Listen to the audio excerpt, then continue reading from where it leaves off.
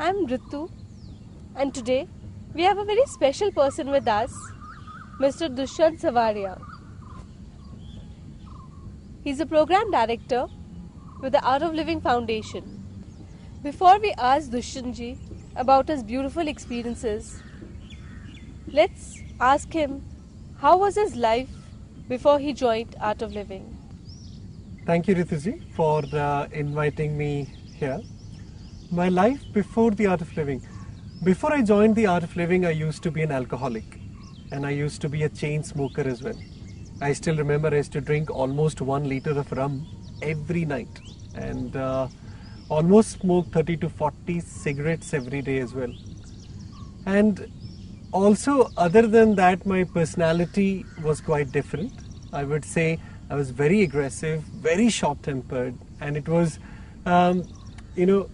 a life I cannot even imagine I lived in this lifetime. But as soon as I joined the Art of Living, there was a fundamental transformation, and that transformation was such that within such a short span after doing the Art of Living course, I came out of my habits of alcohol. I gave up smoking. I also could notice so much of change, so much of lightness in my whole being itself. I tell you, it's the most, Art of Living, I would say, is the most amazing thing which has happened to my life. Dushyant, you must have had number of experiences. But which is the single most experience which transformed your life completely? The single most experience of grace, I would say, was my rebirth. Rebirth? Yeah. You know, back in 2000, I had a virus called Guillain-Barré syndrome. It's a very, very rare virus, I believe, in medically. And for no reasons, all of a sudden I realized that as I drank water, the water started dribbling out of my mouth. And at that time, that my right side face had deviated a bit. But then in just 2 or 3 hours, I was admitted into the hospital, and I was taken care of medically straight away. But within 3 hours' time, the virus progressed deeper into my nerves, and slowly, first it paralyzed my limbs. So all my 4 limbs went into paralysis, and then it paralyzed my back also. So I was actually lying straight and in full paralysis. It eventually started affecting my optic nerve, so I couldn't see anymore. And then it started paralyzing my throat muscles as well. And then it finally attacked my respiratory muscles also.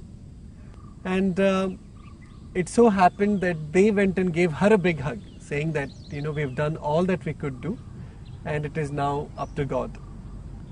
So I knew that I'm not going to survive because my whole body is in paralysis, my pulse have dropped, my heart rate have dropped. There was absolutely no sign that I was going to revive or survive this massive attack also. But it so happened my uncle in Delhi, Shri Nityanand Trehanji, he's no longer with us. Nityanandji called Guruji. Guruji was in the German ashram at that time. And what we heard later on also is when Nityanandji called up, Guruji picked up the phone himself and asked, "Haan, kya hua hai Dushyant ko? What has happened to Dushyant?" And Nityanandji said, "Guruji, Dushyant is no more." And Guruji instantaneously replied, he said, "Kuch nahi hoga usse, main hu na, abhi to usse bahut kaam karna hai." He immediately said, "Nothing will happen to him. I am there. He's got a lot of work to do." And then he gave them an instruction that go close to him and tell him to chant Om Namah Shivaya and wake everybody up. It was almost midnight in India at that time. And he said, wake everybody up and ask everybody to chant Om Namah Shivaya. And this message was relayed back. Said, of course, my state of being was absolutely amazing. I think I cannot use any words to describe my state of consciousness at that point. I was aware that what was going on around me and elsewhere also. But she came and then told me in my ears to chant Om Namah Shivaya. And Guruji said, nothing will happen to me. There was a new revival of strength in me. I knew nothing will happen because it is my master's wish that I be here. So I started chanting Om Namah Shivaya, and within a few seconds I would think I felt a very strong sensation in the middle of my forehead, like a wheel rotating. And it started spinning so fast that within a few seconds I just dissolved. I don't know where I went, what I merged into. And I just felt a bright golden light and I just dissolved, and that's it. And I think about 20-30 minutes later, which I'm told now, I woke up, I opened my eyes, and I saw everything crystal clear. I would say it's the first time in my life I could see things so clearly also. So my ability to see had revived. So I started moving my fingers and legs a bit, and I realized that my paralysis wasn't there.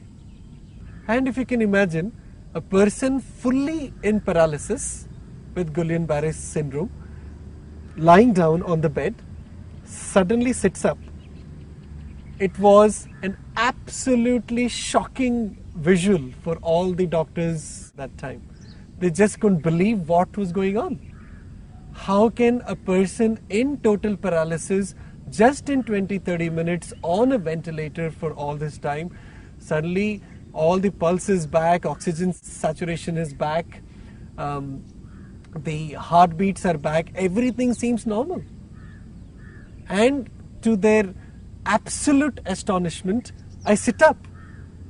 And so they went a few steps back, not knowing what is going on. And then they came closer and they looked at me, and I was fine, and I had Ryle's tube inserted through my nose to inject liquid, and I said, I need this tube to be removed because I'm very thirsty. And they said, no, you've got paralysis, we can't remove this, it will be against medical advice. And I said, no, I want it to be removed.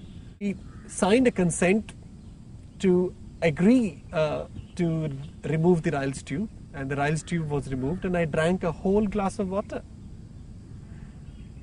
And then it so happened that they brought a stretcher because they didn't want me to be in that room anymore, because all those ventilators and all those gadgets weren't needed anymore because I was almost normal. And I said, no, I don't need a stretcher, I'll walk. And I actually walked 20 meters to the adjacent ICU. And I think I stayed in the hospital for about a week or so because I was still very weak. And within a week's time, I recovered fully and I walked out of the hospital without any support. And I still remember I met Guruji immediately after that incident. And when I walked into his room, the first thing he asked me, what had happened to you? And I, with all my love and my gratitude for giving me this new life, this new birth again, I bowed down to him and I said, Guruji, you know everything anyway. You saved my life. You brought me back on this planet again. Thank you so much. And he looked at me and said, no, I didn't do anything. I just gave a mantra and I suppose that has worked. And that moment I realized that, Guruji, being who he is, have such humility, such sense of compassion, such sense of that love in him, that even if creating the greatest living miracle that I've experienced, he still says I have done nothing. This is so amazing. It was so touching that tears rolled out of my eyes. And in the consequent satsang in Chennai, he was there as well, and we shared this whole experience live in front of him, because I wanted to express, to let others know also that having a master is such a beautiful thing. He's not only there to take care of your burdens, take care of your sorrows and miseries of life, but he's also there to beautify and give your life a purpose and a meaning.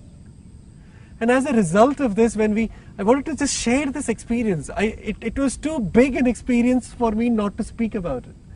So I requested Guruji if I could share this live, and I shared it live while he was on stage. And the most amazing thing happened at that point. After he shared his experiences with the audiences, he gave his comment on it. What he said is, all these years of experience of Sudarshan Kriya, how can a virus take him away?